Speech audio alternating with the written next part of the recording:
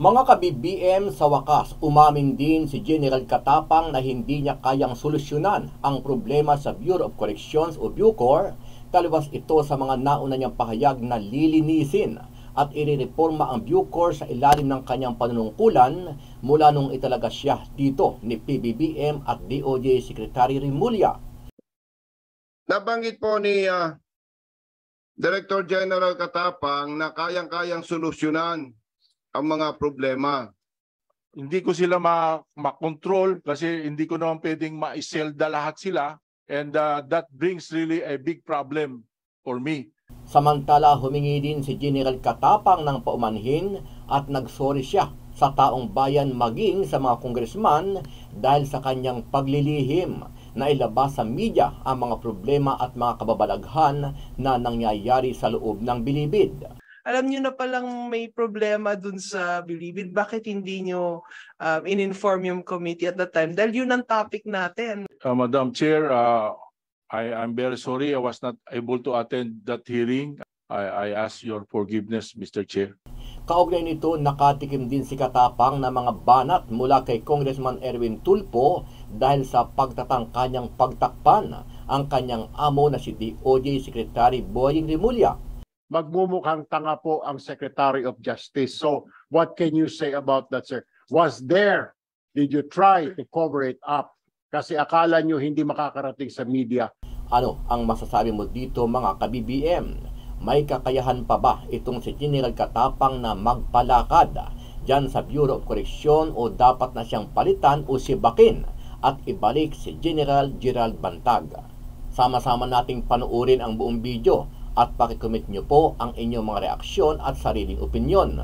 Pero bago yan, muli po ako nag-iimbita sa mga hindi pa po nakasubscribe sa ating channel na ka-BBM News PH, pakipindot po ang subscribe button at pakiclick na rin ang notification bell para lagi kayong updated sa mga bagong upload natin na legit at napapanahong balita.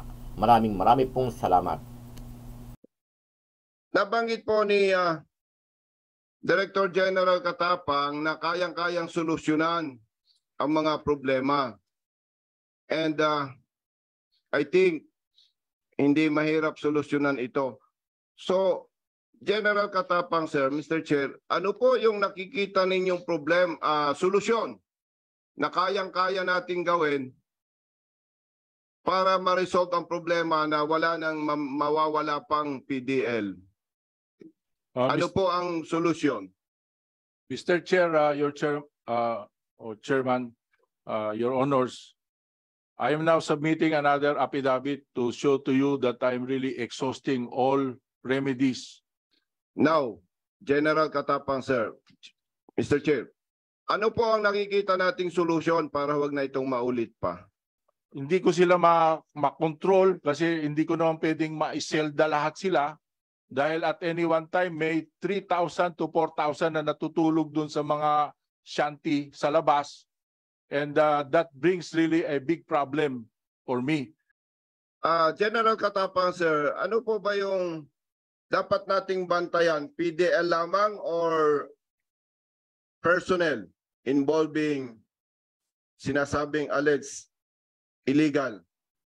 First of all, I like to apologize, sir. I just want to explain. But of course, dalawa po, PDL po at saka mga gwardiya po natin. Yes, clear. General Katapang, sir, Mr. Chair, paano po natin sila babantayan 24/7 effectively and efficiently? Una-una po, kailangan po natin mismo talagang CCTV para yung hindi lang binabantayan yung mga PDL at babantayan na rin po pati yung mga gwardiya. I was wondering why we were not informed at that time. Because that was already the issue that we were talking about during the meeting. Para pong tinago nyo ba? O alam niyo na palang may problema dun sa bilibid, bakit hindi niyo in-inform yung committee at the time? Dahil yun ang topic natin nung ating committee meeting. I would just like to know why. Madam Chair, I'm very sorry I was not able to attend that hearing. I asked General Pereiras to represent me because I had a previous commitment with the Department of Foreign Affairs. So I really was not informed that you were not informed about the situation during the hearing, and I ask your forgiveness, Mr. Chair. Kasi maging si Secretary Remulla was not informed. He was only informed 2 days after. Kaya po na fake news siya dahil dyan. So how much more, Madam Chair, Mr. Chair, tayo pa kaya? Eh kung yung kanilang boss directly ay nagsagot sa atin kasi hinahanap daw. At least you could have General Pereira, General Katapang, or General Katapang could have informed your immediate superior. Nawawalan po tayo ng preso, sir, ng inmate PDL. Baka matanong kayo ng media bukas ng umaga pagising nyo. What will he say? Magmumukhang tanga po ang Secretary of Justice. So what can you say about that, sir? Was there? Did you try to cover it up? Kasi akala nyo hindi makakarating sa media. Unfortunately, it reached me. 3 days, allegedly. Pero I know he was missing since June first week. General Katapang. Mr. Chair, there's no intention to hide it from the media or from the public, in as much as it is really a serious matter. As I said earlier during the hearing, I informed the Secretary as soon as I heard he's getting well, and I apologize to this committee for not informing immediately during the hearing.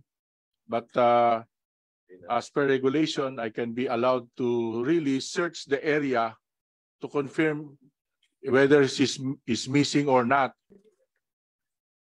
Well, according sa mga pinadala sa ating report, no, ang dami nito eh. And if I may, if I may read, members of this committee, medyo nakakabahala kasi ito, General Katapang. Kasi ang mga request dito, tingnan mo ha, I don't know if this is right. I don't know if this is accurate. And that's the reason why we need to verify the truthfulness of all these documents that we have received.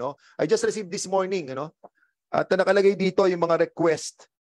1 set of billiard table, 2 set ng videoke, 1 set of mahjong table, 1 unit of speaker, pintura, 10 lagaring bakal, talim ng lagaring bakal, pala, kutsara, rodelang bakal, diamond cutter, cutting disc, grinding disc, 5 piraso ng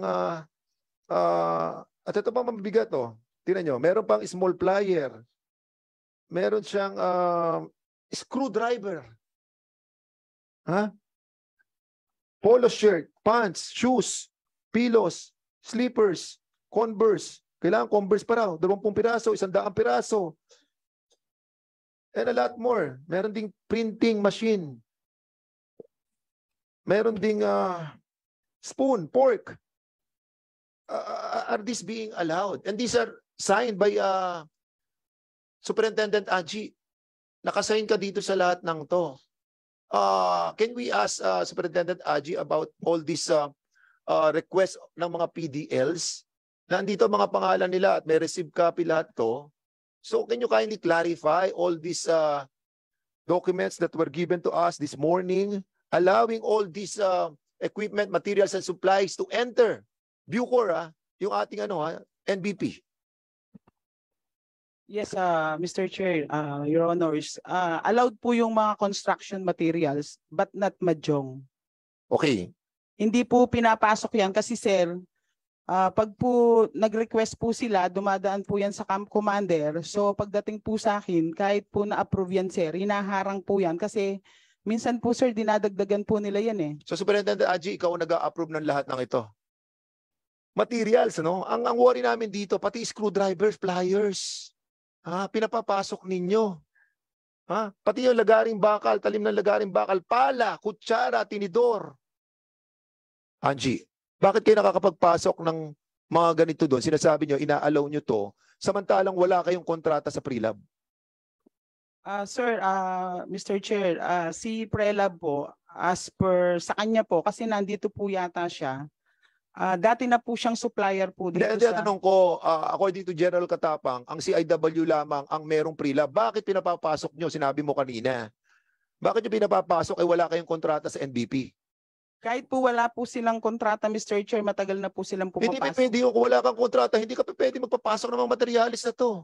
Bakit mo papapasukin? So much more na hindi ka pwede magpapasok dahil wala kang kontrata. Ngayon, kung wala kayong kontrata, illegal ang ginagawa ninyo. I'm not saying huwag niyong gawin. Ang sinasabi natin dito, ilagay niyo sa tamang pamaraan. Tama. Dapat hindi lahat pinapapasok. Dapat nga privilege lamang to eh. Kapag nakita nyo na good conduct sila, saka nyo sila bibigyan ng privilege na, o sige, pwede ka magkaroon ng ganito, ayusin mo yung iyong lugar. Di ba? Correct? Sa NBP, wala kayong binabayad. Ha? Wala kayong binabayad na monthly, pero kumikita kayo ng neto na 400,000? Ang swerte nyo. Pakaswerte nyo talaga. Paano ang kuryente? Wala naman po akong binabayarang kuryente doon. Sino nagbabayad ng Sa kuryente? CIW po, mayroon po. Nagluluto kayo doon, di ba? Nagbabayad po ako sa CIW. Dito sa NBP. Ay, hindi po. Kasi po, Okay nga, correct. So, gobyerno nagbabayad ng kuryente nyo sa pagluluto nyo, pinakakain sa mga PDLs, correct? Pwede pong ano. Kasi po, wala naman po akong niluluto or gumagamit ng kuryente sa NBP. Kasi po, sa Gate 4 lang po ako nag-deliver. Sino gumagamit ng IPX premises? Mayroon pong nakakontrata doon. Sino nakakontrata doon? Superintendent. Sinong nakakontrata sa IPX? So mayroon pang ibang nagsusupply sa NDP?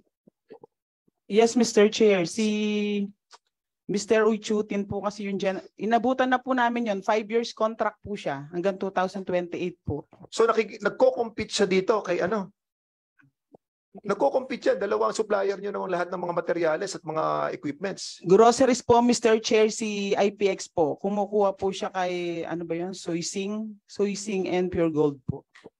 General Katapang, we need to address the Roommates. problem. Ano? Alam mo, may nawawalan ng gobyerno dito eh. I think sa contract mo sa CIW, nakalagay dito sa Section 4, sa kontrata, Yes, well. merong kita ang Bucor na 1%. But you need to stand up to this cause, ano? Otherwise, mababalasubas na talaga ang Bucor. Legacy na po ng kongresong ito sa pangunguna po ni Chair sa Committee on Justice at sa Public Order that will be able to change the Bucor. Otherwise, sasabog na po to. Malapit na to sumabog, nakikita ko na eh. Pera na pinag-uusapan dito eh. Tingnan nyo to, wala kayong kontrata sa NBP pero nagpa-function ng pre-lab. I ask you to please work with us talaga, hindi lang puro salita. Kasi nga yung Committee on Justice, we are any matter in relation to the Bucor, being an attached agency of the DOJ, under po yun sa Committee on Justice. So nandito naman po kami palagi. So mas maganda po, you let us know, you work with us. Kasi pag hindi po, parang tinatago nyo sa amin. Parang may intention to hide, which shouldn't be the case. Kasi nga, as I said, we have to work together. Yung masama nung kasi yung news, nauuna. And kami, dito sa committee, kami yung tinatawagan eh. Kami yung tinatawagan ng mga news agencies. Kami yung tinatanong ng mga kasama namin dito sa Kongreso.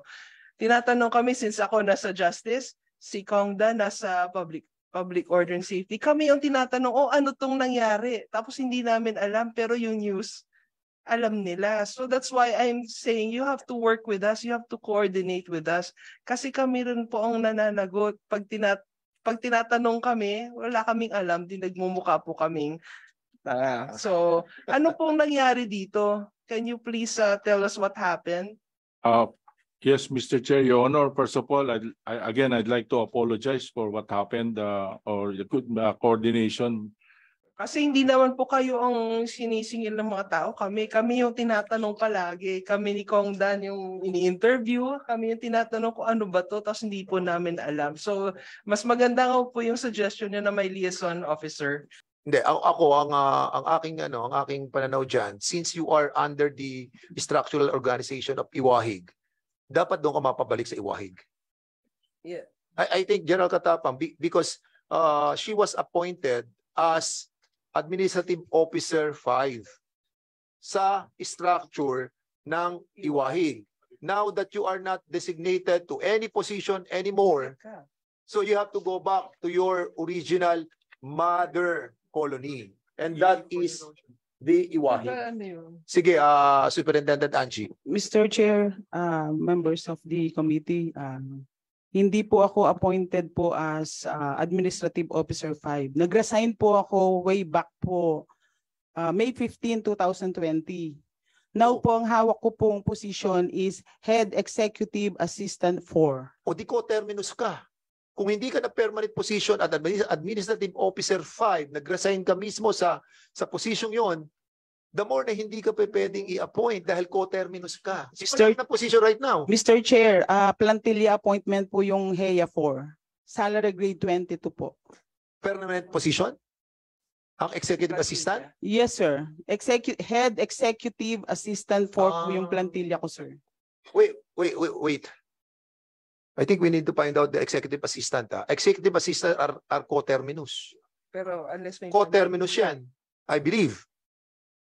Oo, kasi ako, I have a lot of executive assistants at they are all co-terminus. Co-terminus ang executive assistant. That is not a permanent position.